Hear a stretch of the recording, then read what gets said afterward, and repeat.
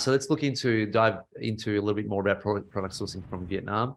And I've got my hourglass here, so I know don't keep you guys up for too long. But so in terms of a lot of the sourcing from Vietnam, and a lot of the reason why people have started to move from China to Vietnam is there was actually a trade reform that happened with China in 1978. And Vietnam actually followed suit in 1986. So a lot of people didn't realize that now they're starting to, I guess, reap the rewards that they actually sown. Another thing is Vietnam was one of the few Asian countries that didn't actually experience a economic contraction during the coronavirus pandemic, even though the world was basically going to crap. In terms of Vietnam, they didn't actually reduce economically, which was great. And then also by December 2021, that last point, there's a lot of information on the screen, but 1,738 new foreign direct investments were actually into Vietnam, right? Were injected into Vietnam. So that's also another big sign. When I'm looking to go into a new market, I'm usually looking to see whether or not there has been some type of foreign investment, and Vietnam definitely ticks those boxes. And also another thing when it comes to Vietnam is the actual infrastructure is still behind, I believe. But there is a lot of things that they're actually doing to change that. So things are going to become a lot easier to actually be able to source from there. And of course, as an FBA seller, the current environment now makes it easy to gain access to the Vietnamese market. And I'm going to be going through some things in terms of how to actually find supplies and all that jazz soon. But also the big point that a lot of people moved from China to Vietnam was the actual trade war. A lot of you guys remember in terms of the actual tariffs that went on with China into the US. One thing that does happen that a lot of people don't know what China is doing is there is a small percentage of products that are still made in China that are shipped across the border to Vietnam, and they're stored in Vietnam, then they're relabeled made in Vietnam, and then they're going out to the US. That's one way they're actually avoiding tariffs. They work a little bit with the north of Vietnam and doing that. I'm not sure I could say this, but I'm saying it on the call. But that does happen slightly. It does happen. I'll say there's a small percentage of actually that being done in Vietnam with China. And so yeah, something to keep out for whether or not your product is actually made in Vietnam or whether or not the Vietnamese have actually bought it from China, change your labels and are selling it back to you as a made in Vietnam product, right? And there's ways of actually to be able to tell that. All right. So also another thing is on average annual wages in China rose from, 5,000, I've got the euro symbol there, to 5,400 to 13,670. So that should be USD. So this is also another reason why the price of product in China have actually risen. That's something I talk about on my blog, where I think China has become very, very confident over the last years that there's really no one else that can supply the amount of range of products they actually have.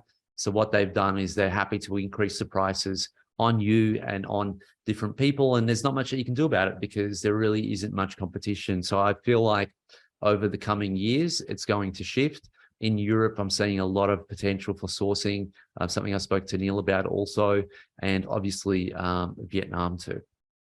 So some of the product categories that are relevant to Vietnam is baby products, which are quite big, pet products, sports and outdoors, textiles, home furniture, kitchen and dining. There's obviously a lot more categories, but what I wanted to do is just pick some categories that are related to Amazon. Also, just another thing to look out for when it comes to textiles from Vietnam. And again, this is kind of just stuff that I know from living in Vietnam, but essentially a lot of your textile stuff, the actual raw materials do come from China, and then they put it together in Vietnam. Right. So what ends up happening, and this is something you can ask your supplier, and your supplier will actually be honest with you. I've always found if you ask them, where's the raw product come from, because they know they don't make those certain fabrics or those certain materials or that certain textile. So what they do is they do order that raw product from China. If you are going to do that, just keep in mind that it does actually become, your supply chain does become a little bit less reliable, because there's been times where I've spoken to manufacturers in Vietnam, and they've said to me that they need to wait for a shipment for the raw materials from China. So they're delayed in that sense. And then they get to Vietnam, they put it together and they charge you a premium for it. So again, these are questions that you got to ask when you're going to be sourcing from Vietnam. There's a lot of things that happen around there. But most of the products are great. Like I said, it's a small percentage that you need to just watch out for. All right, so also just some products I found in Vietnam that I guess are related to Seller Central, Amazon, pots for plants, custom stem toys. Custom stem toys is actually a really great one. There's some really great manufacturers there that can do some really custom stuff. You know, so you have your monthly subscription boxes of stem toys. I think there's what was the other one? Kiwi Co or something like that. So custom stem toys is a good one. Baby products, blankets, nappies, again, things like that. Just make sure where the material is coming from. Macrame plant hangers have always been a big one, but you can do different things with macrame, egg chairs, oversized products, dog beds, kitchen knives, cat scratching posts, camping equipment, custom wooden toys. So these are just some of the products that that can be actually sourced from Vietnam. And one thing I do always recommend, guys, is whenever you are sourcing a product, try to make a custom product, right? Doesn't actually, if you're looking at a handmade product, let's say a custom wood toy or stem toys, or even pots for plants, that's things that Vietnam can actually accommodate, right? They can accommodate smaller quantities, and you have to know which category dough to get those actual small quantities. And they're actually more than happy to do custom products. So every product that I've got from Vietnam has always been a completely custom product when no one else has, right? And that's extremely valuable. Okay, so here are some of the resources where you can actually find suppliers in Vietnam. So you might want to take a photo of them, or I can actually provide this slide. So that's all good. So there's a ton of different places where you can actually do that now in Vietnam. Vietnam Export is a good one. Vietnam Manufacturing. And I'm sure you guys, I'm not sure if you guys can see the whole screen because we have those screens there on the side. But again, I'll supply this sheet, or you guys can take a photo of it. One of the best ones to actually source products from Vietnam is, as we are all Aussies here, Australian Chambers of Commerce, right? If you were to contact the Australian Chambers of Commerce, and they actually keep a list of factories that that basically work with Australian clients or some Australian businesses, some big Australian businesses, but they'll also help you find a genuine, legitimate list of factories, right? So their actual aim is to promote the trade between Australia and Vietnam. So when you say you're an Aussie business and you're looking for a factory in Vietnam, they'll actually be more than welcome to actually help you do that. Okay, so that's a good tip there. All right, so another way of actually finding factories in Vietnam. So there's a few different ways of doing it. My favorite way has always been the not so common way. So for example, what people usually do when they want to source is they'll actually hire a sourcing agent. Now, sourcing agents are good. I got nothing against sourcing agents. I actually work with one in Vietnam myself, so no beef there. But if you're on a budget, it could be cheaper for you to actually find a local freelancer in Vietnam and let them do the research for you. And the reason why I say that, and again, there's three ways of doing this. A local freelancer costs you $8 to $10 an hour. In Vietnam, what you can do is give them the exact same task. So you say, I'm looking for a factory that does pet products. So I usually hire 3 people at the same time. I give them the exact same task. I get them, say, for 10 hours.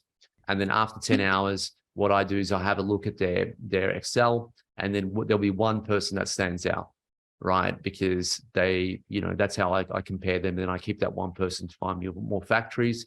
But it's a really good way of doing it to find freelancers.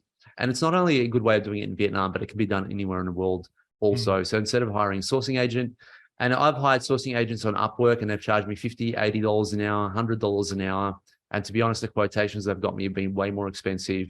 And then they want a little bit of a commission on the product that you order or don't, or, it's a little bit more kind of advanced, and there's nothing wrong with that again, but you are going to be spending a lot more money by doing it that way. If you want kind of a little hack, just find some local VAs and get them to do research for you. And then also sourcing trips, of course. So there was a Vietnam one soon. I'm sure Kathy was there also. So the one in Vietnam. So there are different sourcing trips that you can actually attend to, which are also really good. So another thing also that you might want to take a picture of or kind of save is, this is a really good way of checking whether or not the factory you're working with Vietnam is legitimate, right? So it's called vietnamcredit.com.vn. So what you can do is you can actually just enter the business name of the actual factory and just see whether or not it comes up as legitimate. So it's a really, really good source of doing that. And you can also contact them also to actually do that. So, but of course, guys, so factory audit, this shouldn't need any explanation, but when you're doing When you're sourcing from a country for the first time and no one else has sourced from that factory before, and again, this is an advantage of a sourcing agent. A sourcing agent will obviously look into a factory, make sure it's legitimate for you. But if you're not actually going through a sourcing agent, you still want to make sure whether or not that factory is legitimate by either going to that website, or you can actually cover your bases a little bit more and also do a factory audit to ensure that they are actually a manufacturer and not a distributor. One thing that I do, one test that I always used to do, and I still kind of do it till now, but not as much, but I used to always ask a question to the factory. I used to ask them, okay, can I come and visit you next week? I want to see your factory. And usually the way they respond, you kind of know whether or not they're a distributor or a factory. If they take long to respond and they'll usually say, oh, yeah, you can meet us at our office because our factory is far, you're probably dealing with a distributor. If they say, yep, no problem, we can do that next week, it's going to be great, we look forward to having you here, then you know they're most likely a manufacturer, right? So that one kind of question, and you kind of... That was a video from my regular Monday night Q&A session with the members of the Aussie Online Entrepreneurs. We are a community of over 2,500 people and growing. We're the fastest growing community of e-commerce entrepreneurs right now, with sales, by the way, of over $50 million. If you would like to find out more about what we do and also come and join us, get yourself off to www.aussieonlineentrepreneurs.com.au. The link for that is in the description, and I will see you on the next video. Until then, bye for now.